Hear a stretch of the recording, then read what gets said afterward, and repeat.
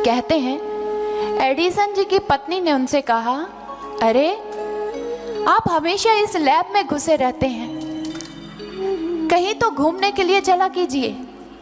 Edison ने कहा, ठीक है, कल हम घूमने के लिए चलेंगे। अगले दिन एडिसन तैयार होकर बाहर आ जाते हैं और अपनी पत्नी से कहते हैं, बताओ कहाँ चलना है। पत्नी ने प्रसन्न होते हुए कहा, वहीं उस जगह पर जो जगह आपको बहुत प्रिय है। जैसे ही एडिसन ने यह सुना, उसी समय वहां से खड़े हुए और अपनी लैब में चले गए और जाते हुए अपनी पत्नी से कहा, ये स्थान मेरे लिए सबसे ज़्यादा प्रिय है, इसके बिना मेरा दिल नहीं लगता है। क्योंकि जितने कार्य, जितने शोध, जितने आविष्कार वो करते थे अपने उसी लैब में करते थे। सारा सारा दिन, सारी सारी रात वो वहीं पर व्यतीत करते थे, क्योंकि उनके अंदर कुछ कर गुजरन लग चुकी थी। फिर मार्ग में आने वाली कोई भी बाधा, कोई भी अवरोध उसको उस कार्य से करने से रोक नहीं सकता है। वो निरंतर अपने कार्य में संलग्न होता है। अगर मार्ग में कोई रुकावट आती है, उसके कार्य में बाधा उत्पन्न हो जाती है, तो उन बाधाओं को दूर करके भी वो अपने कार्य को पूर्ण करता है। न्यूटन जी जो रिसर्च पेपर लिख रहे थे और अपने टेबल पर बैठकर, कुर्सी पर बैठकर वो 24 घंटों में से 18 घंटे उस कुर्सी पर व्यतीत किया करते थे। अपने रिसर्च के पेपर अपने टेबल पर रखे हुए हैं और उसके पास एक मोमबत्ती जल रही है। रिसर्च पेपर लिखते लिखते न्यूटन जी जब थक गए तो सैर करने के लिए बाहर चले गए। लेकिन उनका एक कुत्ता था, डायमंड, घर पर ही था। वह भी इधर उधर घूमता हुआ उसने एक छलांग लगाई और कुर्सी पर चढ़कर बैठ गया और टकटकी लगाकर टेबल को देख रहा है। फिर उसके मन में पता नहीं क्या आया, उसने छलांग लगाई, टेबल पर भी चढ़ गया और रिसर्च के जितने पेपर वहां पड़े हुए थे उसने सारे इधर उधर बिखेर दिए। जब उसने पेपर इधर उधर बिखेरे तो तभी क्या हुआ, उसका पैर लगा, जलती हुई मोमबत्ती टेबल पर गिर जाती है और टेबल पर गिरते ही जो पेपर है आग को पकड़ लेते हैं और देखते ही देखते न्यूटन के जो रिसर्च पेपर थे वो राख के ढेर में परिवर्तित हो जाते हैं, जिसमें उनके सालों की मेहनत थी।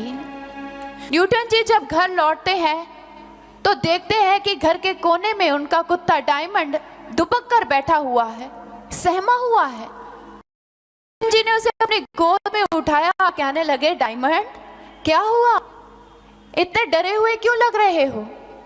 तभी न्यूटन जी को कुछ जलने की बदबू आई। उन्होंने डायमंड को नीचे उतारा और अपने कक्ष में गए और जैसे ही अपने स्टडी टेबल को देखा, दिक्कत से रह गया। वो डायमंड को देख रहे और समझ गए कि इसी का कार्य है। फिर उसे प्यार से उठाते हैं, उसको सहलाते, कहने लगे, डायमंड जानते हो मेरी वर्षों की मेहनत को तूने कुछ ही मिनटों में राख में परिवर्तित कर दिया। लेकिन कोई बात नहीं, इसमें तुम्हारा भी क्या दोष है, जाओ बाहर जाकर खेलो तुम।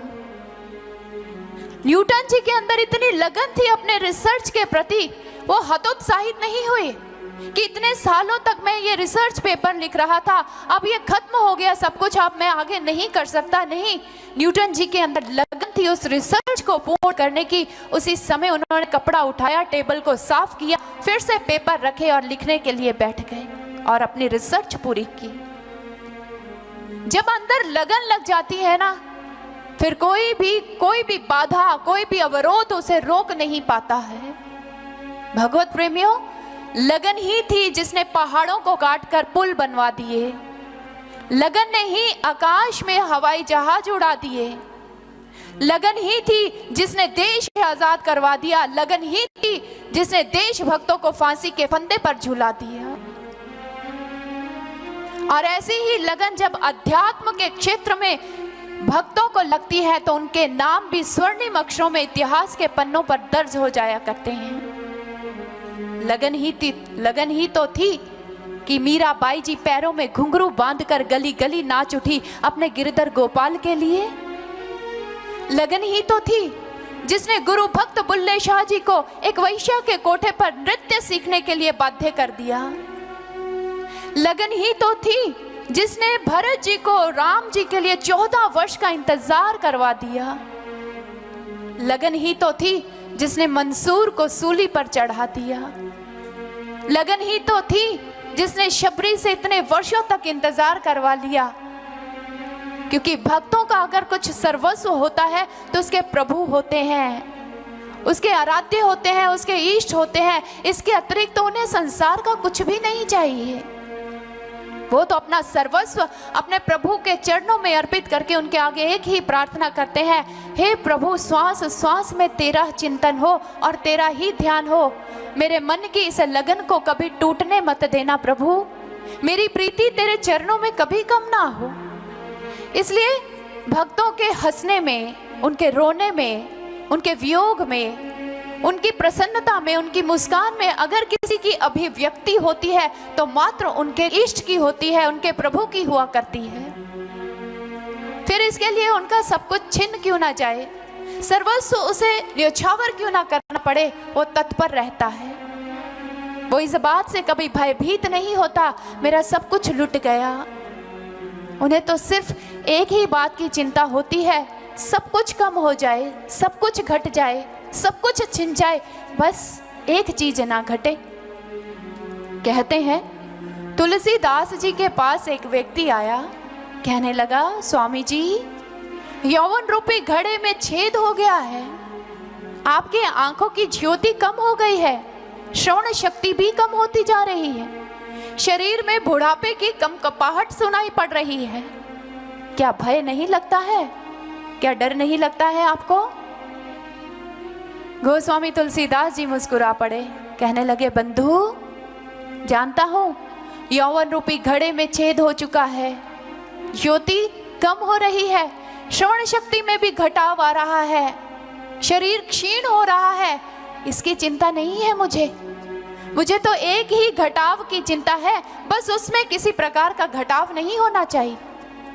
व्यक्ति ने कहा, आपको चिंता नहीं हो रही है कि आपकी श्रवण शक्ति कम हो रही है, आपका शरीर क्षीण होता चला जा रहा है, आपकी श्रवण शक्ति कम होती चली जा रही है, और आप कह रहे हैं कि आपको इससे कोई मतलब नहीं है। आपको फिर किस चीज का डर है, किस घटाव की आपको चिंता हो रही है कि आपका वो घटाव कम ना हो? तो तुलसीदास जी ने कहा, बंधु, एक ना घटे हरि नेह, मेरा हरि के साथ नेह ना कम हो, मेरे हरि के साथ प्रीति में घटाव ना आ जाए, उसके प्रेम में मेरे अंदर कहीं कमी ना आ जाए, बस इसी की चिंता है। सब कुछ घटता है तो घट जाए, मुझे इसकी परवाह नहीं है, बस मेरा प्रेम, मेरी लगन मेरे प्रभु से कम नहीं होनी चाहिए, इसी की चिंता रहती है और मुझे किसी की चिंता नहीं है। ऐसा नाता, ऐसी लगन भक्तों की प्रभु के साथ होती है। उन्हें हर पल, हर समय, हर घड़ी इसी बात की चिंता रहती है, प्रभु किसी विकार के कारण हम तुझसे दूर ना हो जाएं, कोई कर्म हमें तेरे चरणों से दूर ना ले जाए। प्रभु मेरी लगन अपने चरणों के साथ ऐसे बांध लो जैसे चकोर की चांद के साथ होती है, जैसे मोती की धागे के साथ होती है, जैसे चंदन की पानी के साथ होती है। प्रभु मेरी लगन, मेरी प्रीति को भी ऐसा ही कर दो प्रभु, चाहे सब कुछ छीन लो, चाहे सब कुछ कम हो जाए, लेकिन मेरी ये लगन कम ना हो। और भक्तों की लगन ऐसे प्रगाढ़ दर प्रगाढ़ हो जाती है और प्रभु से इस प्रकार वो तल्लीन हो जाते हैं कि वो तो अपने भगवान से भी कह देते हैं, प्रभु अब तुम्हारे श्री चरणों के साथ ये प्रेम इतना प्रगाढ़ हो चुका है, इतना प्रगाढ़ हो चुका है प्रभु, अगर तू तोड़ना चाहे तो तोड़ ले, लेकिन हमारे लिए इस संसार में तेरे अतिरिक्त अन्य कोई भी नहीं है जिससे हम प्रीति लगा सकें, जिससे हम प्रेम कर सकें। इसलिए प्रभु अगर तू तोड़ना चाहता है तो तोड़ ले, लेकिन तेरे ही चरणों में ये प्रार्थना है कि हमारी ये लगन कभी तेरे चरणों से टूटे ना। हे प्रभु दर्शन देकर मीरा के नयनों की प्यास को बुझा दो। प्रभु जब आपके दर्शन नहीं होते हैं, मीरा तड़प तड़प कर जाती है, प्राण निकलने को हो जाते हैं। हे मधुसूदन, तू मुझसे दूर भाग रहा है तो भाग ले, तो मुझसे अपना पीछा छुड़वाना चाहता है तो छुड़वा ले, लेकिन प्रभु तू ही बता, तुझसे तोड़कर मैं किसके साथ बांध लूं? तू ही मेरा सब कुछ है। और मीराबाई जी अपने भाव अपने प्रभु के चरणों में रखते हुए यही कहती है, जो तुम तोड़ो पिया मैं नहीं तोड़ूं। तो उसे तोड़कर मैं किसके साथ अपनी प्रीत को जोड़ूं? प्रभु मेरी प्रीत तो तेरे चरणों के साथ प्रगाढ़ हो चुकी है, और प्रभु ये प्रीति मेरी अंतिम श्वास तक तेरे चरणों के साथ निभ जाए, यही तेरे श्री चरणों में प्रार्थना है।